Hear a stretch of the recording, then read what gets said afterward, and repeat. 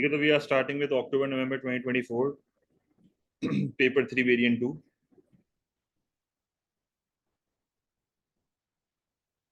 सही है। A2 का पेपर है, 1 hour 15 minutes होते हैं, तो टाइम ड्यूरेशन अच्छी खासी है, तो आप आराम से कर सकते हो with in the time duration. तो हर एमसीक्यू को गौर से देखना है। Let's start. बेटा एक एमसीक्यू में एक बार ही बताऊंगा, गौर से सुनना, स्लो जाऊंगा।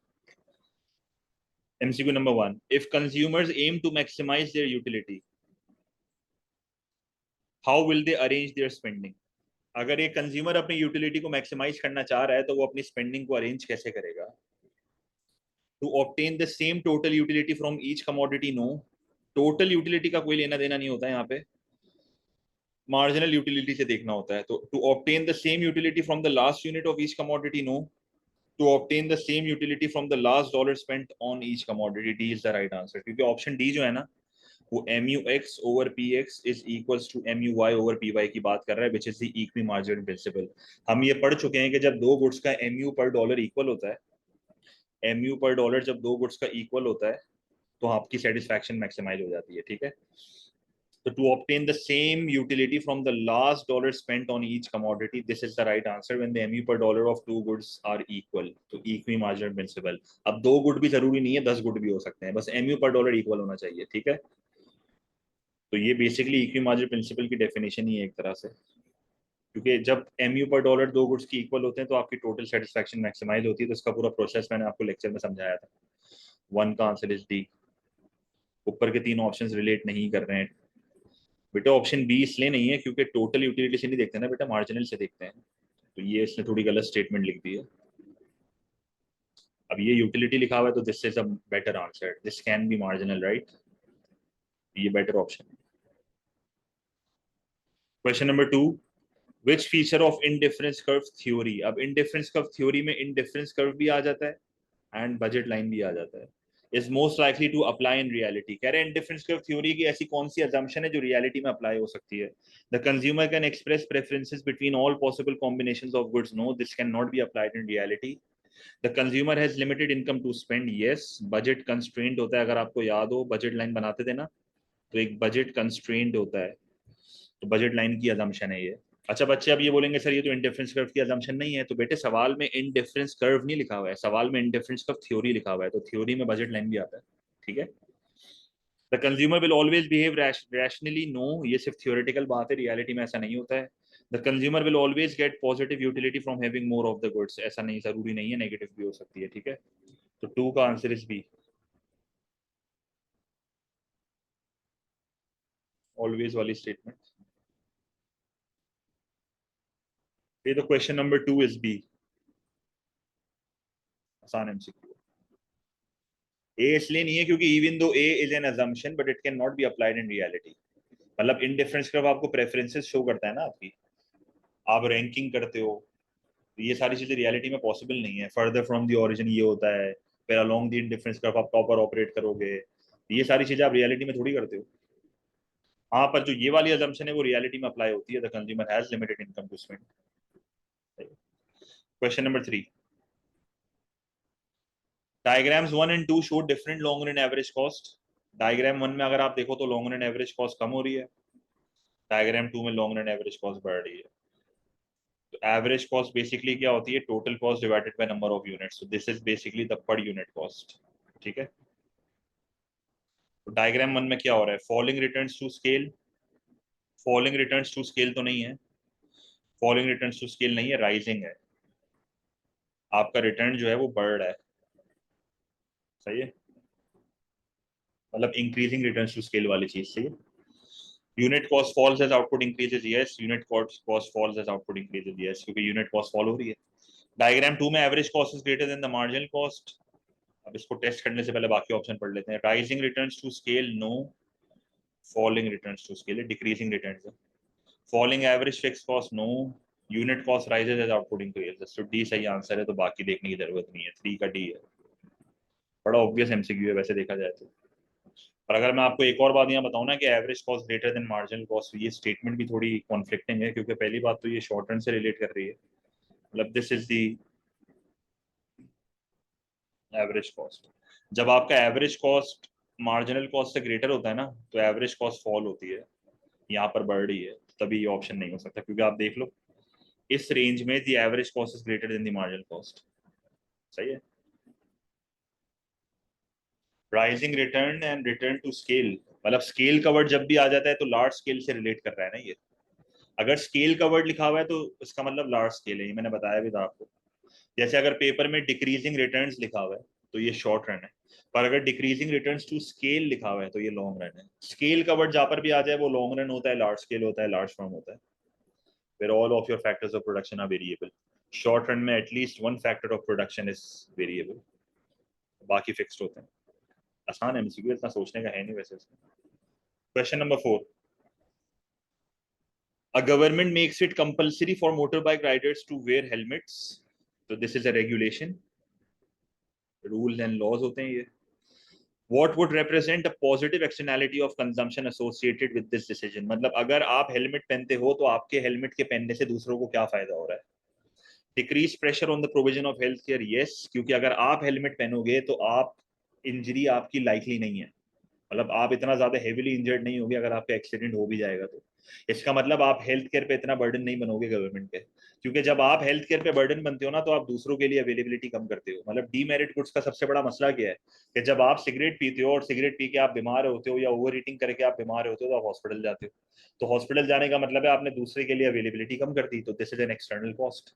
तो यहाँ पर एक बेनिफिट है कि pressure on the health care कम हो रहा है, तो this is an external benefit, क्योंकि हो सकता है कि अगर आप की वजह से किसी और को हॉस्पिटल का बेड मिल जाए, तो this is a benefit. Expenses incurred on the surveillance of motorbike riders to ensure compliance, this is a cost. Increased life expectancy for motorbike riders, this is a private benefit. Increased profits for helmet manufacturers, this is a private benefit. ठीक है, तो external benefit सिर्फ option है जो कि third party का benefit है। Externality का मतलब होता है थर्ड पार्टी, और पॉजिटिव का मतलब है मतलब benefit. Four is a. Question number 5. The table shows the market shares of firms selling a very similar product in country between 2018 and 2020. What can be concluded from the data between the 2 years? Market concentration increase हो गई है, sales of the top 4 firms fell, Scottsdale and Welsh Pools profits rose. अच्छा, last option पहले test कर लेते हैं। सही है, नहीं होंगे ना बेटे, mobile option B was a cost and option C was a private benefit. ठीक है, तो हमसे एक्सटर्नल बेनिफिट पूछेगा। अच्छा, पहले लास्ट ऑप्शन को टेस्ट कर लेते हैं। कह रहे हैं the concentration ratio of the 4 largest firms fail. अब कॉन्सेंट्रेशन रेशियो क्या होता था याद है? CR4 का मतलब क्या होता है? The percentage share held by largest 4 firms. Largest 4 firms यही है, टॉप वाली। इसका आंसर बताना ऐड करके टोटल कितना आ रहा है। 2018 का लार्जेस्ट 4 फर्म्स का शेयर कितना आ रहा है?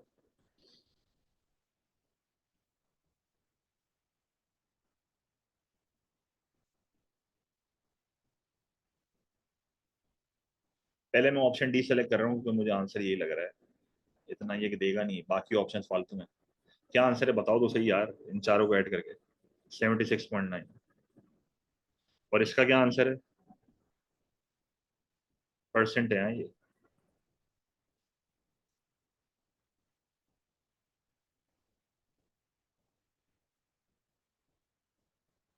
71.1।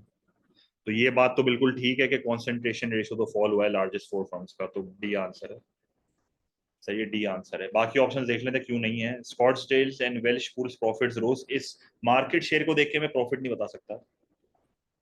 Sales of the top 4 firms fell, market share देख के, मार्केट शेयर देख के हम सेल्स नहीं बता सकते, मतलब the figure we can not tell the figure by looking at the share.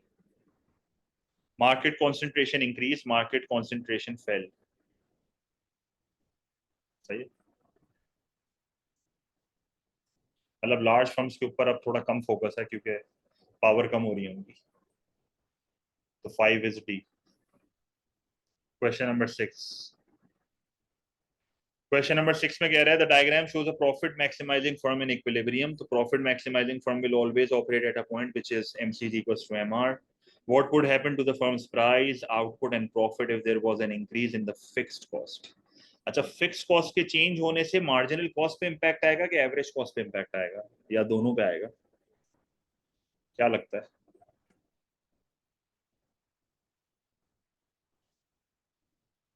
Average cost marginal cost पे भी है। देखो, मार्जिनल कॉस्ट पे नहीं आता इफेक्ट फिक्स कॉस्ट का। इसके रीजन मैं आपको बता देता हूँ।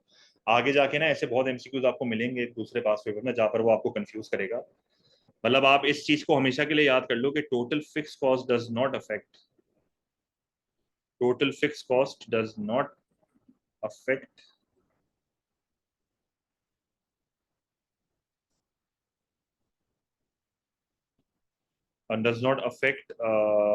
marginal cost, because change in total fixed cost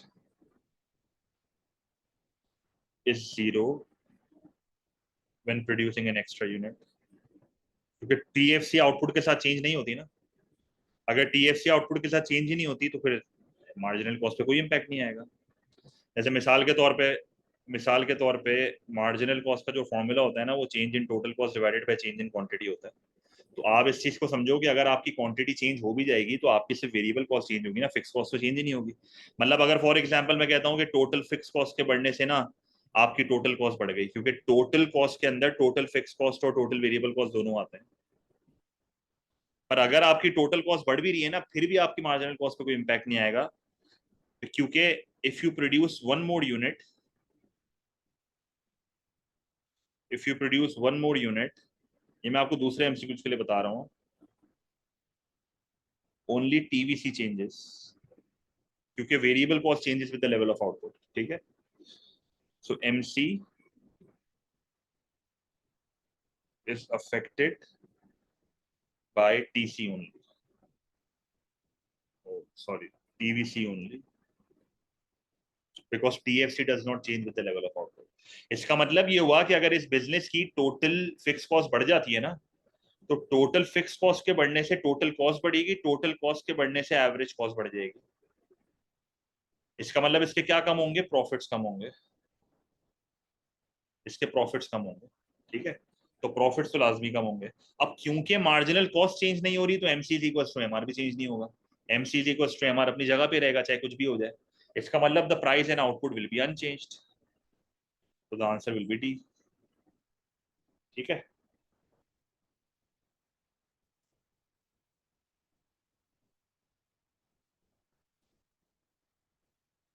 question number 6 is D.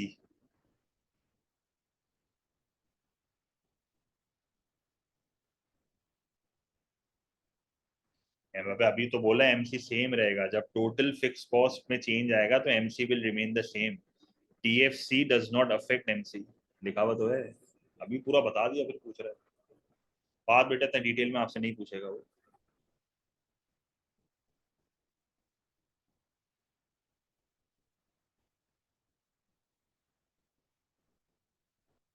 सही है।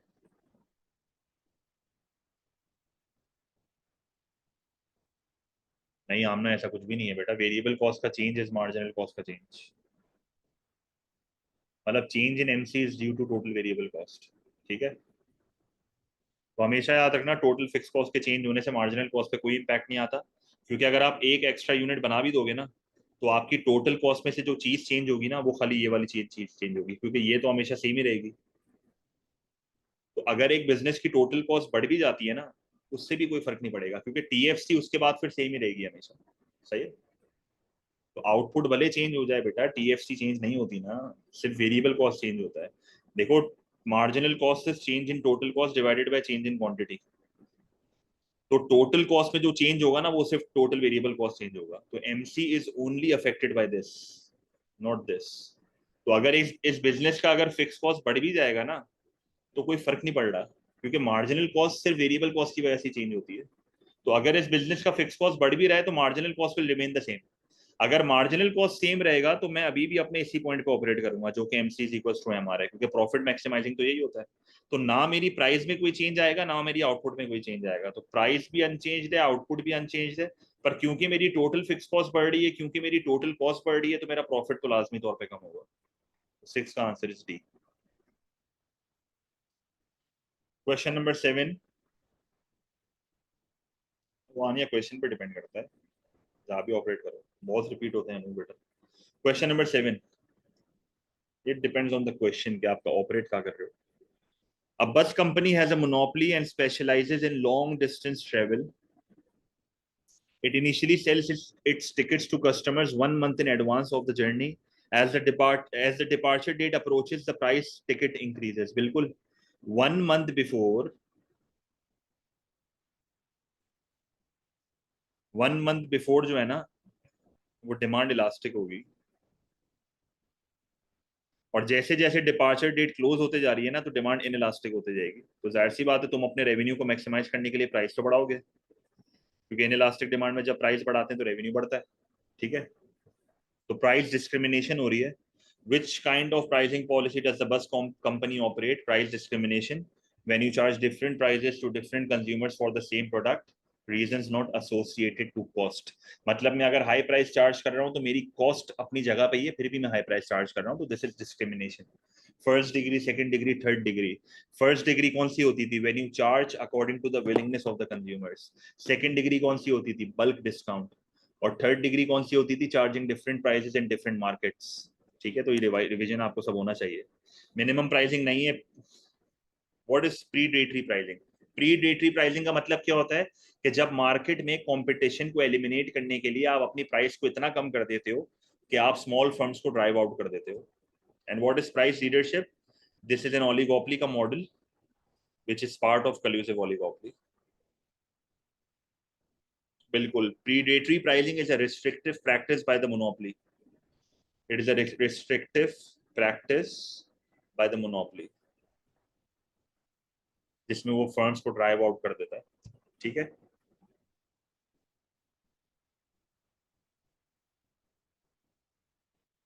मतलब मोनोपोलीज में सारी लार्ज फर्म्स ही आ गए ना। अच्छा, प्रीडेटरी प्राइसिंग जो है ना, it is always compared to limit pricing. Limit pricing क्या होती थी याद है? It is always compared with limit pricing. आपको बहुत एमसीक्यूज ऐसे मिलेंगे। मैं अगेन बोल रहा हूँ, देखो मेरा मकसद आपको एमसीक्यूज कराना नहीं होता, मैं चीजें साथ साथ रिवाइज कराता हूँ जो जो मुझे याद आती हैं। Predatory pricing is always compared with limit pricing. Limit pricing का मतलब है कि तुमने मार्केट में कंपटीशन आने से पहले ही प्राइस कम कर दी है, कि मतलब अब तुमने अपनी प्राइस ऐसी रखी है, तुमने बेसिकली नॉर्मल प्रॉफिट पर अपनी प्राइस रखी है, ताकि कोई नया घुस ही ना पाए, क्योंकि normal profit does not attract competition. और प्रीडेटरी प्राइसिंग का मतलब है कि मार्केट में कंपटीशन आ चुका है और तुम प्राइस को कम करके उनको मार्केट से भगा रहे हो। ठीक है, तो ये दो फर्क है। लिमिट प्राइसिंग में तुम कंपटीशन घुसने ही नहीं देते, और प्रीडेटरी प्राइसिंग में तुम कंपटीशन खत्म करते हो। ठीक है, 7 का सी होगा। ये हमने उसमें पढ़ा था, ऑब्जेक्टिव्स ऑफ फर्म्स में। Question number 8. The diagram shows the marginal private cost, the marginal private benefit, the marginal private cost, and the marginal social cost for firms in an industry. The equilibrium point is X. So currently मैं X पे हूँ. What should happen to achieve allocative efficiency? तो allocative efficiency के लिए आपको MSB और MSC को equal करना पड़ेगा। तो बेसिकली आपको अपने MPC को बढ़ाना पड़ेगा। जब आप MPC को बढ़ाओगे तो ये पीछे आ जाएगा। तो this will be MPC plus anything, अगर जैसे टैक्स वगैरह लगा रहे हो या जो भी कर रहे हो, तो इससे क्या होगा कि आप इस पॉइंट पे आ जाओगे। So this is allocatively efficient. This is private equilibrium.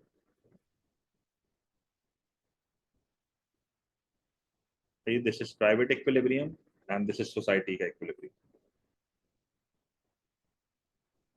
ठीक है, तो what should happen? A decrease in consumption and an increase in price. बिल्कुल प्राइस भी बढ़ानी पड़ेगी ना, देखो प्राइस तो बढ़ रही है, ये हो सकता है answer. A decrease in production and no change in price, no. An increase in consumption and a decrease in production, no. An increase in price and no change in production, no. 8 का answer है, price को तो बढ़ाना पड़ेगा और consumption को कम करना पड़ेगा। तो बाकी सारे ऑप्शंस मैच नहीं हो रहे, तभी आंसर है। सही है, जो एमसीक्यू सिंपल है उनको सिंपल ही रखना, ओवर थिंकिंग नहीं करना। 8 is a.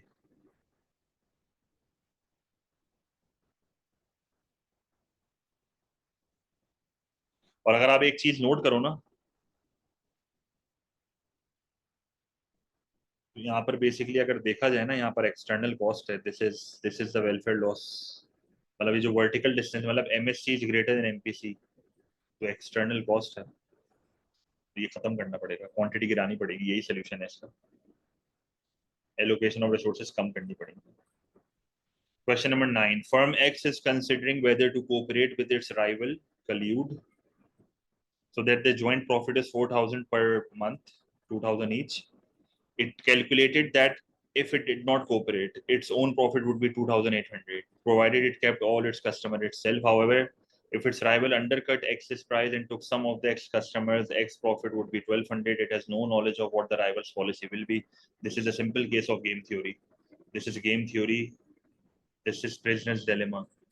Prisoner's dilemma is related to the game theory. ये वही है जो बॉक्स मैंने बनाया था आपको कि ये करूंगा तो ये होगा, ये करूंगा तो ये होगा। प्रिंसिपल एजेंट प्रॉब्लम तो वो होता है ना जब divorce between ownership and control होता है। Divorce between ownership and control मतलब share holders are the principals and agents are the directors और द मैनेजर्स, इनके बीच में कॉन्फ्लिक्ट आता है। Monopoly profit maximisation MCG equals to MRS का कोई लिंक नहीं है यहाँ पे। और सेटिस्फाइंग प्रॉफिट्स का मतलब है earning enough profits, earning enough profits to satisfy your shareholders. तो सी आंसर होगा, बड़ा स्ट्रेट फॉरवर्ड है, ज्यादा लंबी नहीं करना इसमें। Question number 10. A smartphone manufacturing company takes over an electronic chip design. अब जरा गौर से सुनना, ये ना मैं आपको एक साथ रिवाइज करा देता हूँ। एक आपका होता है प्राइमरी सेक्टर, एक आपका होता है सेकेंडरी सेक्टर, और एक आपका होता है टर्शरी सेक्टर, ठीक है। तो सेकेंडरी अगर एक कार मैन्युफैक्चरर, जैसे अगर ये स्मार्टफोन मैन्युफैक्चरर है, अगर एक स्मार्टफोन मैन्युफैक्चरर दूसरे स्मार्टफोन मैन्युफैक्चरर को टेक ओवर कर लेता है ना, मतलब सेम स्टेज ऑफ प्रोडक्शन हो और सेम इंडस्ट्री हो, तो दिस इज हॉरिजॉन्टल इंटीग्रेशन, ठीक है, या मर्ज हो जाता है। अगर एक स्मार्टफोन मैन्युफैक्चरर अपने इलेक्ट्रॉनिक चिप डिजाइन को टेक ओवर कर रहा है ना, तो इसका मतलब वो अपने सप्लायर को टेक ओवर कर रहा है। अगर आप अपने सप्लायर को टेक ओवर कर रहे हो ना, दिस इज वर्टिकल बैकवर्ड, मतलब this is vertical backward. Vertical backward का क्या मतलब है? वर्टिकल बैकवर्ड का मतलब ये होता है कि आप अपने सप्लायर को टेक ओवर कर रहे हो, और वर्टिकल का जनरली मतलब ये होता है कि डिफरेंट स्टेज ऑफ प्रोडक्शन है, एसओपी डिफरेंट है, पर इंडस्ट्री सेम है, सही। और अगर मैं अपने कस्टमर को टेक ओवर कर लेता हूँ ना, जैसे एक स्मार्टफोन मैन्युफैक्चरर, नहीं बेटा नहीं, स्मार्टफोन मैन्युफैक्चर होगा तो स्मार्टफोन के अंदर चिप डलेगी ना बेटा, तो चिप सप्लाई करेगा तभी तो फोन बनेगा। फोन बनाने के बाद थोड़ी होगा ये, फोन बन जाएगा फिर कैसे चिप डालेगा भाई। और अगर आप अपने कस्टमर को टेक ओवर कर लेते हो ना अगर, तो ये वर्टिकल फॉरवर्ड है, सही है। So if you take over your consumer, this is vertical forward. If you take over your supplier, this is vertical backward. फिर दो और होते हैं जिसमें बड़ी कंफ्यूजन होती है बच्चों को, गौर से सुनना। एक होता है कॉन्ग्लोमरेट। कॉन्ग्लोमरेट का क्या मतलब होता है? कॉन्ग्लोमरेट का मतलब होता है डाइवर्सिफिकेशन, मतलब completely different industry, completely different industry. जैसे मिसाल के तौर पे अगर मैं इसकी मिसाल लूं, जैसे मिसाल के तौर पे एक फूड कंपनी, एक फूड कंपनी टेक ओवर कर रही है कार मैन्युफैक्चरर को, मतलब कोई लिंक नहीं बन रहा ना, दिस इज कॉन्ग्लोमरेट, सही, दिस इज कॉन्ग्लोमरेट। फिर एक और होता है जो मेजोरिटी बच्चों को नहीं पता होता, डिफरेंट इंडस्ट्री, ओ सॉरी, सेम इंडस्ट्री। जैसे सेम इंडस्ट्री का मतलब है फैशन इंडस्ट्री, सही है, फैशन इंडस्ट्री मतलब बेसिकली रिलेटेड इंडस्ट्रीज हैं, रिलेटेड इंडस्ट्रीज हैं,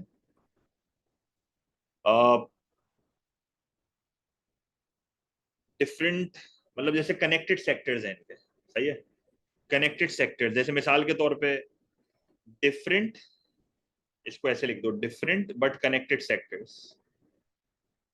इसका मतलब क्या है मैं आपको बता रहा हूँ।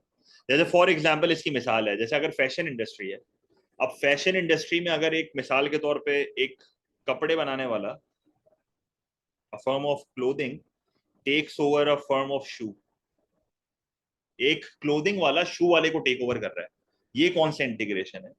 इस इंटीग्रेशन को बोलते हैं लैटरल, ये लैटरल होता है। सही है। तो लेटरल का मतलब होता है रिलेटेड इंडस्ट्रीज हैं, सिमिलर इंडस्ट्रीज हैं।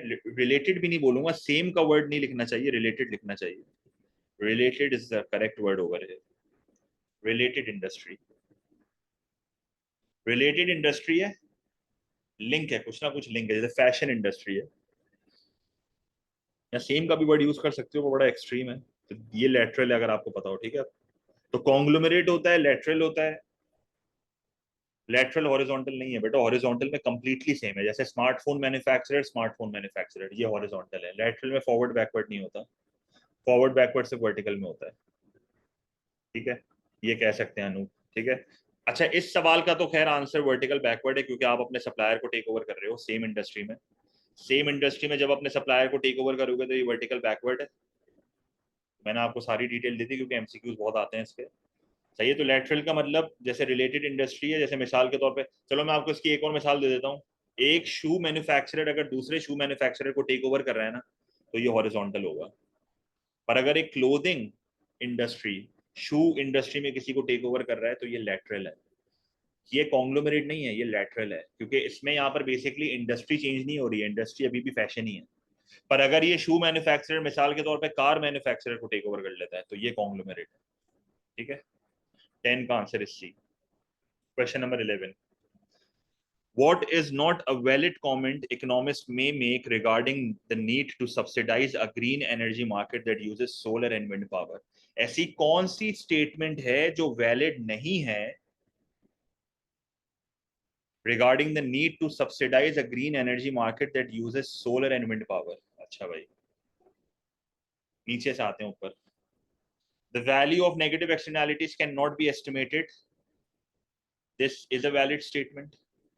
The positive externalities cannot be estimated. This is a valid statement, क्योंकि ये कॉस्ट बेनिफिट एनालिसिस के थ्रू होता है और इस तरीके से एस्टिमेटेड थोड़ा करने में मसला होता है, ठीक है। तो कहीं ना कहीं वैलिड है। It is cheap, markets will become more efficient, not necessary. क्या सब्सिडी से मार्केट फेलियर एलिमिनेट हो जाएगा? क्या सब्सिडी से मार्केट फेलियर एलिमिनेट हो जाएगा? नहीं भाई, जरूरी थोड़ी है। Market failure can never be eliminated. Reduce हो जाएगा, पर एलिमिनेट होना थोड़ा मुश्किल है। सब्सिडी के अपने कितने डिसएडवांटेज हैं कि अगर प्रोड्यूसर ने बेनिफिट पास ऑन नहीं करा, करप्शन हो गई, 100 पंचायतें होती हैं, ठीक है, ठीक है। और ऑप्शन ए भी एक वैलिड स्टेटमेंट है। अब ऑप्शन ए क्यों वैलिड स्टेटमेंट है, इसके पीछे वजह है। It is cheaper to use the plentiful supply of coal. It is cheaper to use the plentiful supply of coal. तो कोल की, अगर कोल सस्ता है तो कोल इस्तेमाल करो, तो ये तो वैलिड स्टेटमेंट है। मतलब आप इस चीज को समझो, मतलब बेसिकली इकोनॉमिस्ट ये कहना चाह रहे हैं, why go for an expensive option.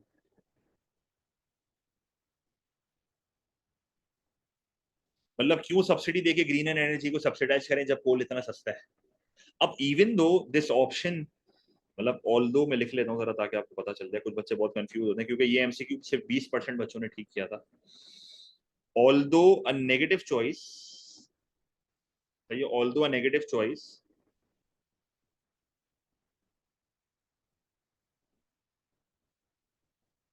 Negative externality इससे हो सकती है, क्योंकि कोल से नेगेटिव एक्सटर्नैलिटी तो होगी वैसे, बट ये वैलिड नहीं है, तो ये कहना गलत है। क्योंकि but it is not invalid, but it is not invalid as it is not correct, it is not correct to suggest, मतलब वो अपना वो दे रहे हैं, सजेशन दे रहे हैं। It would be cheaper if supply is plentiful, मतलब कोल की अगर सप्लाई बहुत ज्यादा है तो कोल सस्ता होगा, सही है। अब ना इन एमसीक्यूज में एक चीज का बस गौर से पढ़ना है, सब्सिडी से बेटा डेट वेट लॉस एलिमिनेट हो जाता है, वो हम ग्राफिकली शो करते थे। पर हम हमेशा इवैल्यूएशन में पॉइंट लिखते थे नाम ना, कि नहीं हो सकता, एलिमिनेट नहीं हो सकता। बी सजेशन थोड़ी है, market failure will be more efficient. ये इनवैलिड स्टेटमेंट है, क्योंकि जरूरी थोड़ी है, सही है? और हमने तो ये अपने आंसर्स में लिखा है भाई P4 में। तो इसका आंसर वैसे बी होना चाहिए। ठीक है, तो बस गौर से पढ़ना सवाल। Question number 12, in which situation is the introduction of a minimum wage most likely to raise employment opportunities as well as wages? मतलब नॉर्मली तो हमने ये सीखा है कि जब आप मिनिमम वेज लगाते हो ना अबव द इक्विलिब्रियम, तो अनएम्प्लॉयमेंट होती है, अगर आपको याद हो। क्योंकि जब आप अबव द इक्विलिब्रियम लगाओगे तो इससे क्या होगा कि वेज तो बढ़ जाएगी, पर क्वांटिटी डिमांड फॉर लेबर कम हो जाएगा, क्वांटिटी सप्लाइड ऑफ लेबर बढ़ जाएगा, which will lead to unemployment, right? Surplus of workers हो जाता है। ऐसा कौन सा सिनेरियो है, अब ये कह रहा है ऐसा कौन सा सिनेरियो है जहां पर मिनिमम वेज भी लग जाएगी और एम्प्लॉयमेंट भी बढ़ जाएगी? तो ये तो नॉर्मली मोनोप्सनी वाले केसेस में होता है, याद है। Firms face intense competition both at home and abroad. अगर बहुत ज्यादा फर्म्स कंपटीशन फेस कर रही है ना, तो वो बर्दाश्त नहीं करेंगी हायर कॉस्ट, अनएम्प्लॉयमेंट बहुत बढ़ जाएगी, वो वर्कर्स को ले ऑफ कर देंगे। Labour cost are a high percentage of the total cost. अगर आपकी बिजनेस की लेबर कॉस्ट एक high percentage of your total cost है ना, तो आप मजीद हायर वेजेस बर्दाश्त नहीं करोगे, again you will lay off your workers. The minimum wage is not high enough to lower the profits of firms. This is not linked with employment, I guess. The minimum wage introduced in monopsony is less than the marginal revenue productivity of the last worker employed. इसका मतलब क्या है? ये basically कहना ये चाह रहा है कि मोनोप्सनी तो हमेशा वहां पर ऑपरेट करती है ना जहां पर एमसीएल और एमआरपीएल इक्वल होते हैं। तो ये कहना चाह रहा है कि भाई आपकी जो मार्जिनल कॉस्ट है वो अभी भी मार्जिनल रेवेन्यू प्रोडक्ट से कम है। इसका मतलब ये हुआ कि it is still profitable, it is still profitable, मतलब this is the profit maximising level of employment, याद है ना।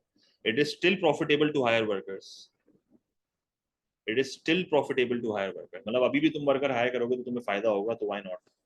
सही है। सी इसलिए नहीं है क्योंकि ये कह रहा है the minimum wage is not high enough to lower the profits. मतलब इसका कोई एम्प्लॉयमेंट से डायरेक्ट लिंक बन नहीं रहा है। D is a better answer. मतलब ये दोनों तो ऑब्वियस नहीं है, पर D is a very obvious answer. C थोड़ा कंफ्यूजिंग स्टेटमेंट है। सही है। संगम, उससे फर्क नहीं पड़ता।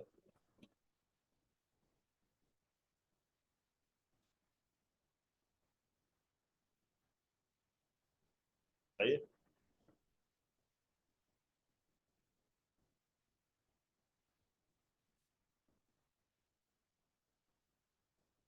हाँ,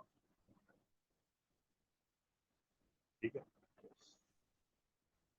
question number 13, the diagram shows the firm's initial marginal revenue product of labor, तो MRP is shifting to the left, तो MRPL जो है वो कम हो रही है, इसका मतलब डिमांड फॉर लेबर कम हो रही है बेसिकली। तो MRPL is equal to the demand curve of labor.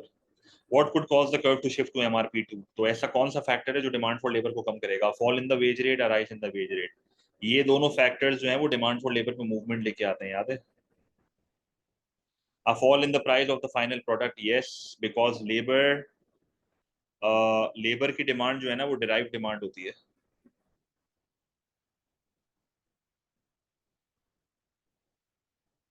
नहीं बल्कि, एक minute, what would cause, MS MS पढ़ी है किसी के पास? का आंसर क्या है? ये है वाकई कंफ्यूजिंग है। एक मिनट, इसका आंसर क्या है? एक मिनट चेक कर, मैं अपने पास भी एमएस खोल लेता हूँ। इसका आंसर डी है कि बी है? नहीं, एमएस बताओ बेटा, एमएस अपनी तरफ से नहीं बताओ। नहीं, मैं आपको इसकी वजह बता देता हूँ ये किस तरह देख रहा है इसको। बी है ना आंसर? हाँ तो फिर,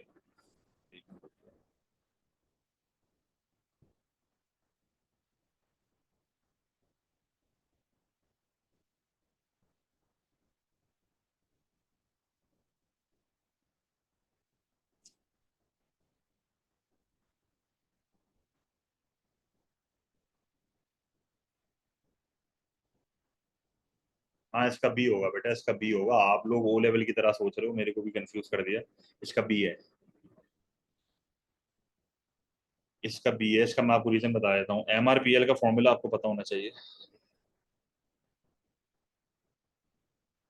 देखो, अगर देखो मैंने भी अभी आपके साथ यही गलती करी, तभी मैंने आपसे मार्किंग स्कीम पूछी है। मैं इस ऑप्शन में कंफ्यूज किया हुआ था, मैं आपको बता देता हूँ। बेसिकली आप इसको इस तरह ना देखो कि प्राइस कम होगी तो क्वांटिटी डिमांड बढ़ जाएगी तो लेबर की डिमांड बढ़ जाएगी, इस तरह ना देखो बेटा, ओ लेवल में नहीं है हम लोग। आप एमआरपीएल से देखो इसको, मकसद एमआरपीएल है। एमआरपीएल का फॉर्मूला बता सकते हो भाई? एमआरपीएल का क्या फॉर्मूला होता है? Marginal revenue multiplied by MPL, marginal revenue multiplied by marginal product. सही है। और चेंज इन प्राइस आपका मार्जिनल रेवेन्यू होता है। मतलब आप इस चीज को समझो कि अगर एक प्रोडक्ट की प्राइस कम हो रही है, एमपीएल सेम है, प्राइस कम हो रही है, तो एमआरपीएल फॉल नहीं होगा। बी आंसर है इसका। सही है। इस ऑप्शन में बेसिकली क्या हो रहा है, इस ऑप्शन में आपका एमआर बढ़ रहा है तो इससे एमआरपीएल बढ़ जाएगा। सही है।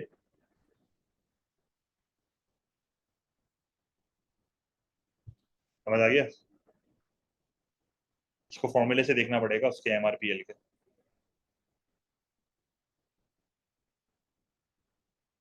प्राइस राइज होगी, क्वांटिटी डिमांड कम होगी, इस तरह नहीं देखना है, इस तरह नहीं देखना है, इससे फॉर्मूले से देखना है। मतलब basically less revenue per unit है, मतलब जैसे इस ऑप्शन में लेस रेवेन्यू पर यूनिट है, ये ऑप्शन बी है ना, लेस रेवेन्यू पर यूनिट। तो अगर लेस रेवेन्यू पर यूनिट है तो आप लेबर की डिमांड भी नहीं करोगे। मैंने आपको बताया था ना कि मॉडर्न डिमांड, मॉडर्न टाइम्स में लेबर की डिमांड का मतलब है वो आपको कितने पैसे कमा के दे रहा है। अगर एक लेबर जो एक प्रोडक्ट बना रहा है जिसकी प्राइस कम हो चुकी है तो उस लेबर की भी डिमांड कम हो जाएगी, क्योंकि उस प्रोडक्ट से तुम इतना पैसा नहीं कमा सकते हो। इसको इस तरह देखा जा रहा है। ये मैंने अपने लेक्चर के स्टार्ट में बताया था आप लोगों को, जब हम लेबर मार्केट शुरू कर रहे थे, एमआरपीएल जब मैं पढ़ा रहा था आपको। सही है। अगर वो प्रोडक्ट आपको पैसा ही कम कमा के दे रहा है तो आप उस लेबर की भी डिमांड कम करोगे। तो 13 का आंसर विल बी बी। कुछ समझ आ गया ना? कंफ्यूजन तो नहीं है आप?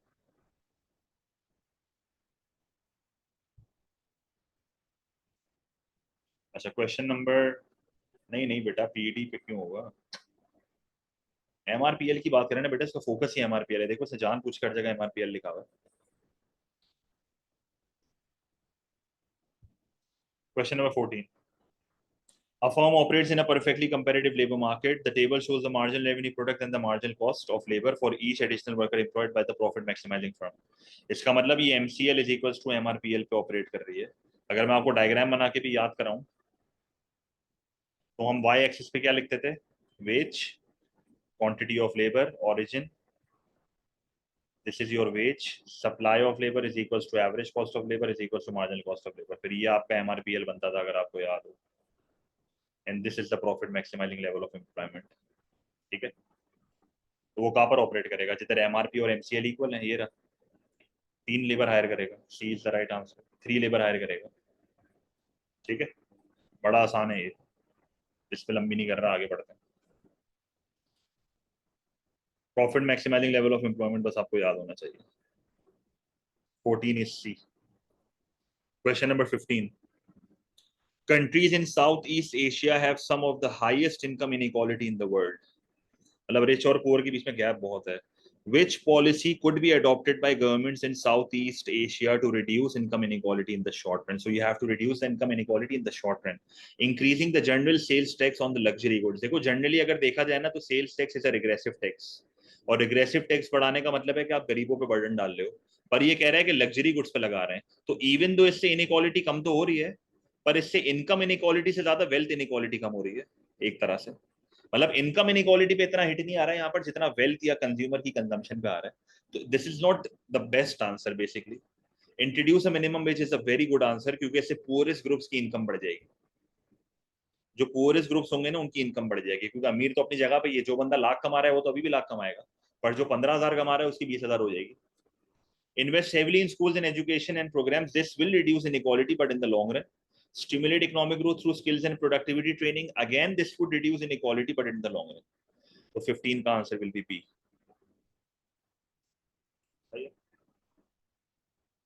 Question number 16. When buying a car, Salma agrees to pay half of the cost now and the other half in 6 months time. तो उधारी वाला concept चल रहा है, deferred payment कहते हैं इसको। deferred payment कहते हैं इसको। What is a function of money? तो ये दो फंक्शन है मनी के, ये दोनों फंक्शन ही नहीं है बेटा, ये कैरेक्टरिस्टिक होते हैं। आपको कैरेक्टरिस्टिक्स ऑफ मनी और फंक्शंस ऑफ मनी में फर्क पता होना चाहिए। जैसे कैरेक्टरिस्टिक्स ऑफ मनी में डिविजिबिलिटी आता है, ड्यूरेबिलिटी आता है, पोर्टेबिलिटी आता है, जनरल एक्सेप्टेबिलिटी आता है, स्कार्सिटी आता है, यूनिफॉर्मिटी आता है। ठीक है। फंक्शंस ऑफ मनी में आपका मीडियम ऑफ एक्सचेंज है, स्टोर ऑफ वैल्यू है, स्टैंडर्ड ऑफ डेफर्ड पेमेंट है, और यूनिट ऑफ अकाउंट है, जिसको दूसरे लफ्जों में मेजर ऑफ वैल्यू कहते हैं. So you should revise all the functions and characteristics of money, but here the answer is C, क्योंकि ये उधारी के कॉन्सेप्ट वाली की बात कर रही है और इसने हमसे फंक्शन पूछा है. डेफर्ड पेमेंट, डेफर्ड पेमेंट का मतलब होता है डिलेड पेमेंट. 6 महीने बाद दे रही है ना, तो 16 का answer is C. Question number 17, when is the natural rate of unemployment likely to fall? तो natural rate of unemployment क्या होती है? Natural rate of unemployment is normally 2 to 3%. Natural rate of unemployment का basically मतलब ये होता है कि there is no cyclical unemployment. सही है, there is no deficiency of demand, economy is perfectly healthy, but there is structural unemployment, there is frictional unemployment, there is seasonal unemployment, and there is voluntary unemployment. ये सारी unemployment कौन सी policy से खत्म होती है, याद है? ऐसी कौन सी पॉलिसी है जो ये सारी अनएम्प्लॉयमेंट को खत्म कर सकती है? Supply side, right? So if you want to reduce the natural rate of unemployment, you will have to use supply side policies. Basically आपका जो inflation percentage, unemployment percentage, basically आपका जो लॉन्ग रन फिलिप्स कर्व है ना, long run Phillips curve, it is shifting to the left. long run Phillips curve is shifting to the left. Supply side policy के through ये होता है. When there is a decline in the education level of workers, this will increase the natural rate of unemployment. Why?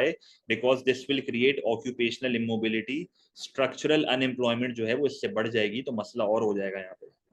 When there is an increase in income tax rates will affect the aggregate demand. इन चारों तरह की unemployment का income tax का कोई direct link नहीं बन रहा है. No direct link. When there is an increase in labor mobility, yes, this will reduce the structural unemployment, क्योंकि structural unemployment में occupational immobility भी आती है, and because structural unemployment is part of natural rate, so this will reduce the natural rate. सही है? When there is a rise in the rate of when there is a rise in the rate of state unemployment benefits, भाई अगर unemployment benefits बढ़ गए ना तो लोग काम करना छोड़ देंगे. तो कौन सी अनएम्प्लॉयमेंट बढ़ेगी? वॉलेंट्री. और वॉलेंट्री अनएम्प्लॉयमेंट के बढ़ने की वजह से आपका नेचुरल रेट बढ़ जाएगा. सही है, आपका नेचुरल रेट बढ़ जाएगा. सही है, तो 17 का सी है. तो बड़ा लॉजिकली करना है इसको. Natural rate of unemployment is always and only affected by supply side policies. This is why the option is not B, because B का कोई लिंक नहीं है. ठीक है बेटा, और भी भानु बेटा पेपर करने होते हैं, ऐसे ही नहीं होता. 17 इज सी. सारे ऑप्शन देखा करो सही सही. 18 में कह रहा है country has increasing productivity and falling unemployment, मतलब प्रोडक्टिविटी बढ़ रही है और अनएम्प्लॉयमेंट फॉल हो रही है. What can be concluded from this information? Economic efficiency has increase. Yes, क्योंकि प्रोडक्टिविटी बढ़ने का मतलब है कि आपकी कॉस्ट कम होगी इकोनॉमी में. प्रोडक्टिविटी बढ़ने का मतलब है कि आप जो है वो प्रोडक्टिव एफिशिएंसी के करीब जा रहे हो. फॉलिंग अनएम्प्लॉयमेंट का मतलब है you are better utilising your resources now. सही है, तो this is, you are getting closer to the economic efficient point. Your resources are being utilized properly.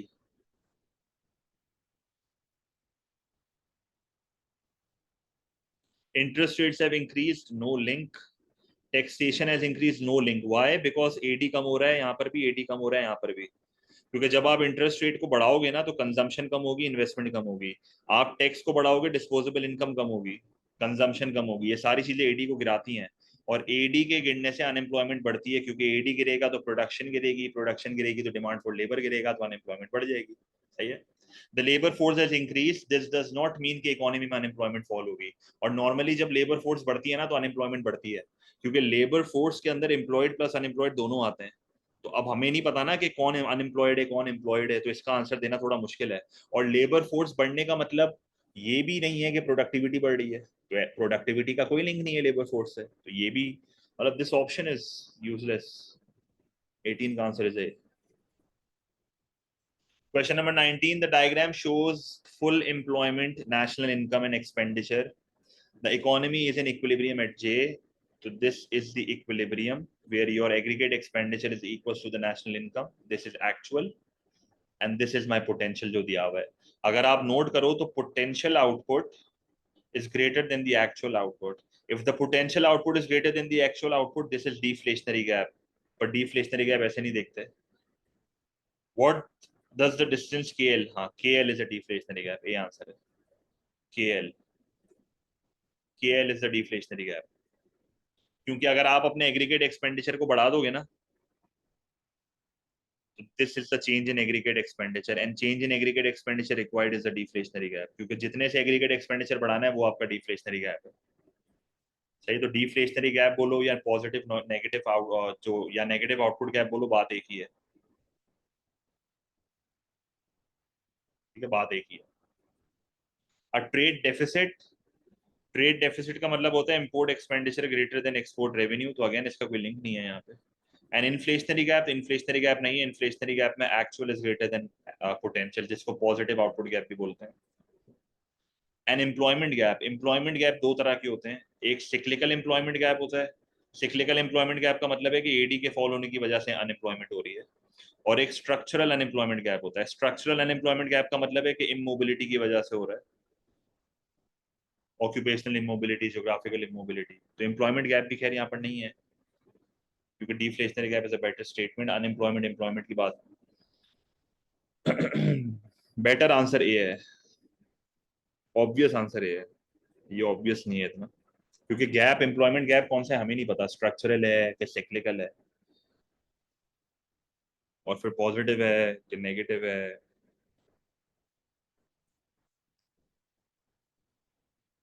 ठीक है,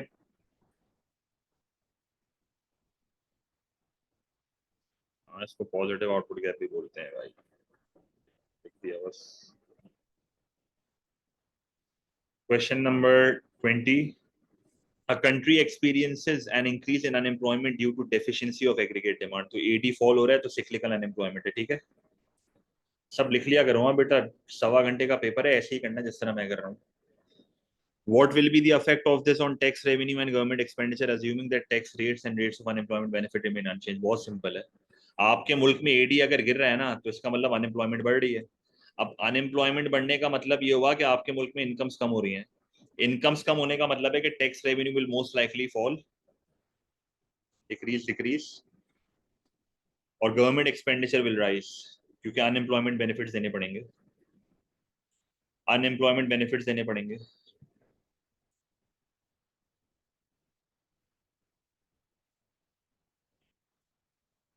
ये होगा, ये 20 है,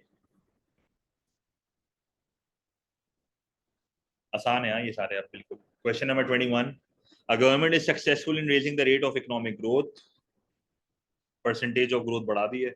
as a result which other macro economic aim would be most likely to be achieved in the short term. तो economic growth के साथ सिर्फ एक वाहिद ऑब्जेक्टिव अचीव होता है, विच इज हायर एम्प्लॉयमेंट, क्योंकि बैलेंस ऑफ पेमेंट सरप्लस नहीं होता, डेफिसिट होता है। क्योंकि अगर आपके मुल्क में ग्रोथ है ना, तो अगर जैसे मिसाल के तौर पे एडी बढ़ रहा है,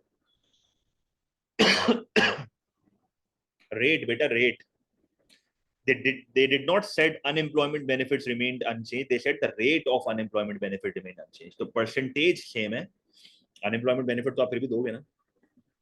सवाल बेटा सही से पढ़ना है समिया, बेटा यही गलतियां होती हैं, बिल्कुल देख नहीं रही है सवाल को। एडी बढ़ेगा तो इंपोर्ट एक्सपेंडिचर बढ़ेगा, जिसकी वजह से आपका डेफिसिट हो जाएगा। सही है, लोअर इन्फ्लेशन नहीं होगी, क्योंकि इकोनॉमिक ग्रोथ के साथ हमेशा प्राइस लेवल नॉर्मली बढ़ती है, क्योंकि एडी बढ़ता है तो डिमांड पुल इन्फ्लेशन के चांसेस बढ़ जाते हैं। और स्ट्रॉन्गर एक्सचेंज रेट नहीं होता, वीकर एक्सचेंज रेट हो जाता है, क्योंकि इसकी रीजन है, अगर आप इंपोर्ट एक्सपेंडिचर बढ़ा दोगे ना, तो सप्लाई ऑफ करेंसी बढ़ेगी, जिससे करेंसी की वैल्यू कम हो सकती है। मतलब these are not necessary, but possible scenarios में बता रहा हूँ आपको। और एम्प्लॉयमेंट तो लाजमी बढ़नी है, अगर एडी की वजह से होगा तो प्रोडक्शन बढ़ेगी, तो डिमांड फॉर लेबर बढ़ेगा, तो अनएम्प्लॉयमेंट कम होगी। सही है, 21 का बी है।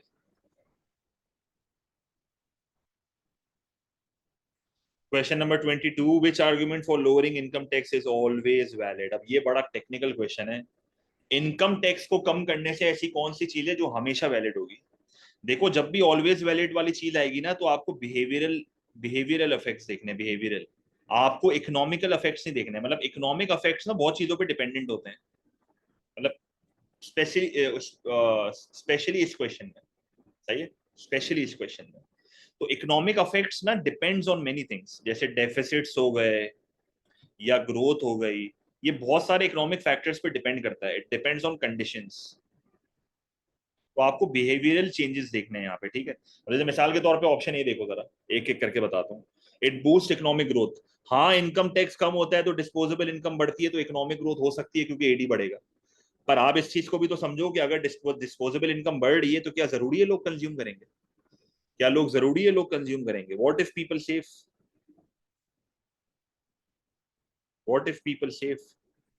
Not necessary. It promotes the incentive to work. Not necessary. इसकी भी वजह है। क्यों? क्योंकि डिस्पोजेबल इनकम अगर बढ़ जाएगी ना, तो यहाँ पर फिर बैकवर्ड बेंडिंग सप्लाई करवा जाएगा। अगर आप अपनी मिडिल इनकम को क्रॉस कर गए तो you will reduce your working hours. This might reduce the incentive to work now, क्योंकि क्या पता तुम एक इनकम का वेट कर रहे थे और फिर तुम्हें अपना टाइम कम करना था, हो सकता है। सही है। तो क्या पता you might reduce your working hours.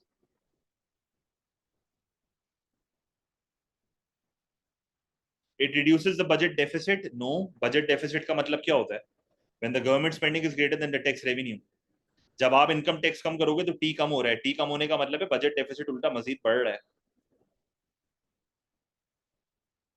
It does not reduce, it increases.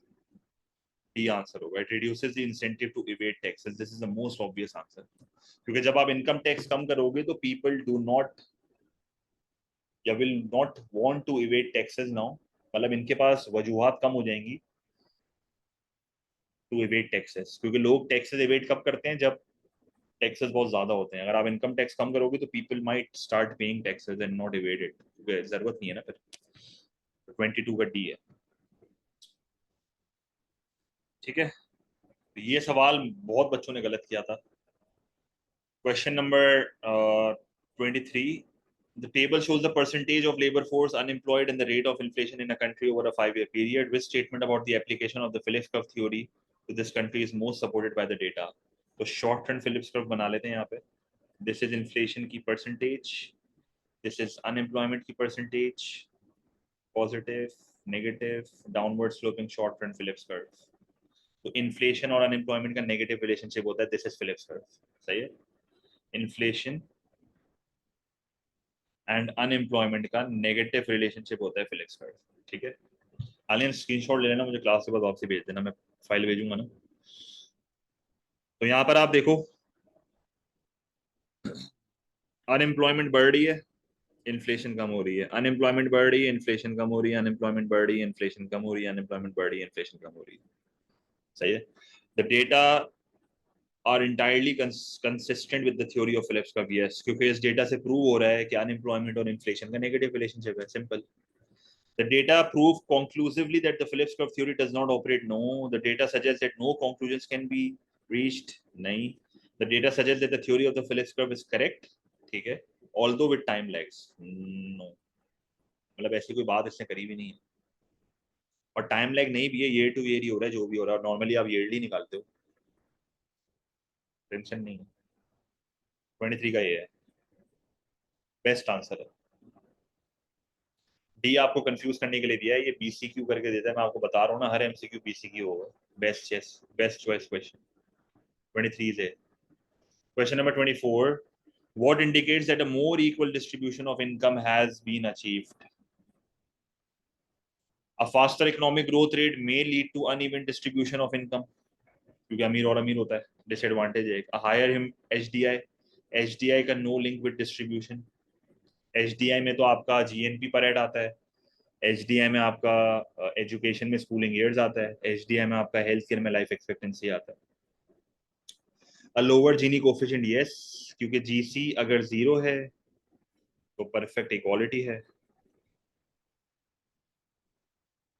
GC अगर 1 है तो परफेक्ट इनइक्वालिटी है। तो हायर द जीसी मतलब lower the GC, lower the inequality and vice versa. ठीक है। A lower tax to GDP ratio no, तो C answer है, मसला नहीं है इतना। ठीक है। 23 में मैंने मार्क नहीं करा, ए है ना 23। 24 is C. 25. In 2018, the United States government introduced tariffs. It is a tax on imported goods. Import की प्राइस बढ़ जाएगी on a wide range of imports from China. Which type of policy was the US government adopting? तो ये एक protectionist policy है, and protectionist policies are part of expenditure switching policies. Expenditure reducing policy में तो आप AD कम करते हो, this is contractionary fiscal and monetary, सही है। एक्सपेंशनरी मॉनेटरी कभी यूज नहीं करोगे। Contractionary monetary is basically reducing policy,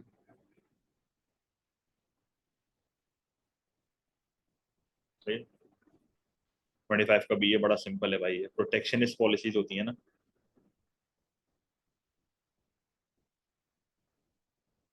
protectionist tools होते हैं basically.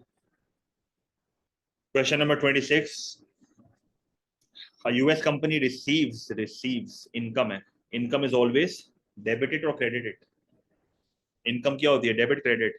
A US company receives a 20 million dividend from shares that it owns in a Brazilian company, so income is always credited. How would this dividend be shown in the current account, in the balance of payment? तो balance of payment में current account के अंदर trade in goods होता है, trade in services होता है, secondary income होती है और प्राइमरी इनकम होती है। तो ये जो डिविडेंड है ना, ये प्राइमरी इनकम में आता है, तो प्राइमरी इनकम में क्रेडिट होगा, मतलब बेसिकली करंट अकाउंट में क्रेडिट होगा। तो क्रेडिट कैपिटल में नहीं होगा, करंट में होगा। डेबिट तो खैर हो ही नहीं सकता, डेबिट तो एक्सपेंस होता है ना, आउटफ्लो है। Credit is an inflow. 26 is B. Question number 27. An increase or decrease in exchange rates can take place in both a floating and a fixed exchange rate system, but different terminology is used. बिल्कुल floating में कौन कौन से word use होते हैं? Appreciation, depreciation. और fix में कौन से वर्ड यूज होते हैं? राइटिंग बहुत ज्यादा ही खराब हो रही है मेरी, लिखा नहीं जा रहा है। Appreciation, depreciation, revaluation, devaluation. Appreciation का मतलब होता है कि करेंसी खुद ब खुद बढ़ गई है। रीवैल्यूएशन का मतलब है आपने जान पूछकर बढ़ाई है, थ्रू रिजर्व्स या इंटरेस्ट रेट को बढ़ा के। डेप्रिसिएशन का मतलब है करेंसी खुद ब खुद गिर गई है। डीवैल्यूएशन का मतलब है आपने जान पूछकर गिराई है, थ्रू गवर्नमेंट इंटरवेंशन। तो फ्लोटिंग एक्सचेंज रेट डिक्रीजेस तो depreciation, fixed exchange rate increases तो revaluation. B is the right answer, ठीक है। Always remember these words. 27 is B. Question number 28. Country X is a multinational company that produces batteries for electric cars. It decides to invest in a new factory in country N. तो country N में factory लगा रहे हैं लोग. Under which conditions is this investment most likely to improve the current account balance on the of country N? तो improve का मतलब है inflows बढ़ जाएं और outflows कम हो जाएं. Percent of raw materials used to make batteries supplied by country N. भाई देखो, मल्टीनेशनल कंपनी ना बैटरी बना रही है, बैटरी बना रही है, मल्टीनेशनल कंपनी बैटरी बना रही है कंट्री एन में। अगर कंट्री एन के पास वो रॉ मटेरियल्स हैं जो बैटरी में चाहिए तो बहुत फायदा है। So if 90% of raw materials used to make battery supplied by country N है ना, इसका मतलब क्या है? मल्टीनेशनल को कंट्री एन में बैठ के रॉ मटेरियल्स को इंपोर्ट नहीं करना पड़ेगा, डोमेस्टिक रॉ मटेरियल्स को यूज कर लेंगे। जब डोमेस्टिक रॉ मटेरियल्स को यूज कर लेंगे तो रॉ मटेरियल को इंपोर्ट नहीं करना पड़ेगा। इसका मतलब क्या हुआ? You no need to import raw material. और अगर रॉ मटेरियल मुझे कंट्री एन से बैठ के इंपोर्ट नहीं करना पड़ रहा तो कंट्री एन का तो फायदा है ना, क्योंकि कंट्री एन के आउटसोर्स कम हो गए, कंट्री एन का इंपोर्ट एक्सपेंडिचर कम हो गया, तो ये तो अच्छी बात है, सही है। Income elasticity of demand for electric cars outside country N. Income elasticity of demand ये शो करता है कि इनकम के चेंज होने से डिमांड पे क्या इफेक्ट आता है। तो ये इलास्टिक होना चाहिए। ये इलास्टिक क्यों होना चाहिए? मतलब it should be greater than 1। Elastic इसलिए होना चाहिए क्योंकि अगर in case when world incomes rise, मतलब जैसे अगर इनकम बढ़ जाएगी ना तो एक्सपोर्ट रेवेन्यू बहुत ज्यादा से बढ़ेगा, क्योंकि इलास्टिक डिमांड में जब इनकम बढ़ती है तो डिमांड बहुत ज्यादा से बढ़ती है। क्यों? क्योंकि मैं अज्यूम कर रहा हूं कि electric cars is a normal good, electric cars is a normal good, electric cars is a luxury, सही है। So you will want the income elasticity of demand to be elastic, you will want high responsiveness if income changes, क्योंकि अगर income हल्की सी बढ़ेगी आपकी demand बहुत ज्यादा से बढ़ जाएगी, तो आपका एक्सपोर्ट रेवेन्यू बहुत ज्यादा से बढ़ जाएगा, क्योंकि आपके मुल्क से ही तो इलेक्ट्रिक कार्स एक्सपोर्ट होंगी। और मतलब बैटरीज बैटरीज बैटरीज की ज्यादा जरूरत पड़ेगी, तो बैटरीज एक्सपोर्ट होंगी। लग्जरी गुड है बिल्कुल सही। इसका आंसर होगा डी। एक मिनट,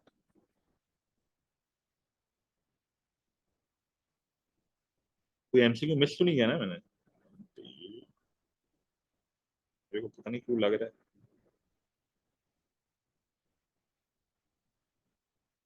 नहीं है। Last two MCQs. Question number 29, Lorenz curve बना के दिया हुआ है, if the Lorenz curve shift from L1 to L2 what is the least likely to have caused this. अब ये जो बिल्कुल डायगोनल लाइन होती है ना, this diagonal line is line of perfect equality. अब मैं इसका रिवाइज भी करा देता हूँ आपको। ये लाइन ऑफ परफेक्ट इक्वालिटी है, सही है। लाइन ऑफ परफेक्ट इक्वालिटी का मतलब क्या होता है? जैसे मिसाल के तौर पे ये 100, ये 50% है, तो ये भी 50% होगा। मतलब 50% income is with 50% of the population, so there is no inequality. But अगर मैं L1 पे ऑपरेट कर रहा हूँ मिसाल के तौर पे, तो 50% ऑफ इनकम इज विथ 80%। मतलब बेसिकली इसको इस तरह देखते हैं, सॉरी, 50% पॉपुलेशन के पास 50% इनकम है, पर लोरेंस कर्व L1 पे आप देखो 30% इनकम 50% पॉपुलेशन के पास है। इसका मतलब इनइक्वालिटी ज्यादा है। हमेशा याद रखना, लोरेंस कर्व अगर आपका लोरेंस कर्व दूर जा रहा है ना, further away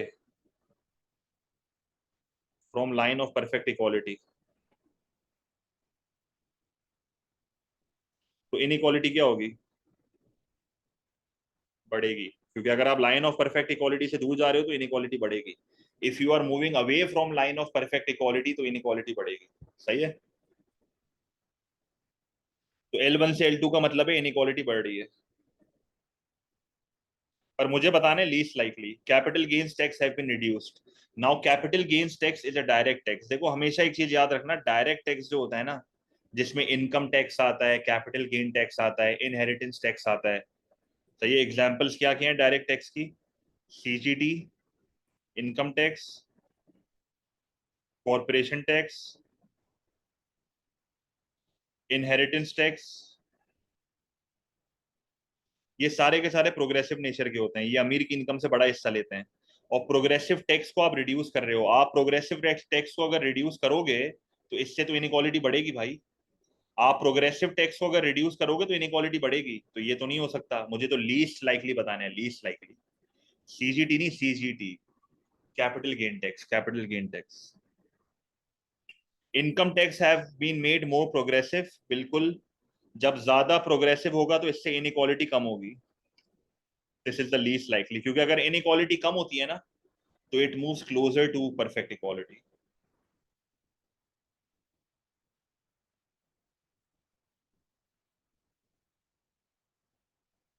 inheritance tax have been reduce, again you are reducing a progressive tax, इससे इनइक्वालिटी बढ़ेगी, सही है।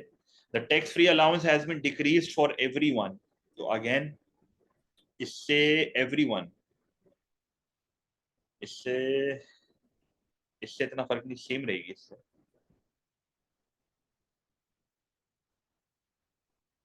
इससे इनइक्वालिटी बढ़ेगी नहीं, नहीं बढ़ेगी, सेम रहेगी। एवरीवन लिखा हुआ है ना, 29 का बी होगा। बस ये हमेशा याद रखना कि लोरेंस कर्व जितना दूर जा रहा है ना, उतनी इनइक्वालिटी बढ़ रही है, जितना करीब आ रहा है। क्योंकि आप इस चीज को एक और मैं बड़ा अच्छी चीज बता देता हूँ, if your Lorenz curve is moving away from the line of perfect equality, इसका मतलब जीसी बढ़ रहा है। And if it moves closer to the line of perfect equality, GC कम हो रहा है, सही है, जीनी कोफिशिएंट। क्योंकि A over A plus B का फॉर्मूला होता है ना, याद है ना। And last MCQ, what is a likely result of globalisation? तो ग्लोबलाइजेशन से क्या हो रहा है? Absolute advantage replaces comparative advantage, impossible है। Comparative advantage is still the most important tool. Comparative advantage के बगैर ट्रेड डिसाइड ही नहीं हो सकती। एब्सोल्यूट तो इन टर्म्स ऑफ क्वांटिटी देखते हैं, मुझे तो अपॉर्चुनिटी कॉस्ट रेशियोज देखने होते हैं। Firm supply chains are shortened, no, ये उल्टा बढ़ गई हैं, ये उल्टा बढ़ गई हैं। It has become more complex, क्योंकि जितनी ग्लोबलाइजेशन हो रही है ना, उतना तुम दूसरे मुल्कों से रॉ मटेरियल मंगवा रहे हो, ये मंगवा रहे हो, वो मंगवा रहे हो, तो मल्टीपल कंट्रीज हैं, सप्लाई चेन बिगड़ गई है। जैसे कोविड आया था तो कितना मसला हुआ था। trade is less likely to suffer from international economic shocks. No, it is more likely to suffer. जैसे COVID आया. There are higher standards of living, yes, क्योंकि globalization का मतलब होता है free trade, globalization का मतलब होता है free movement.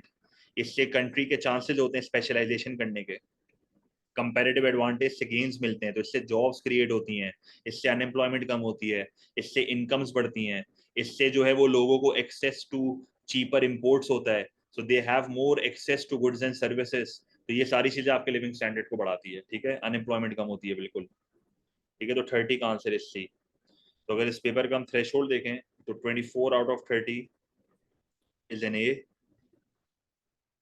19 out of 30 is a B, 17 out of 30 is a C, 16 out of 30 is a D, and 14 out of 30 is an E.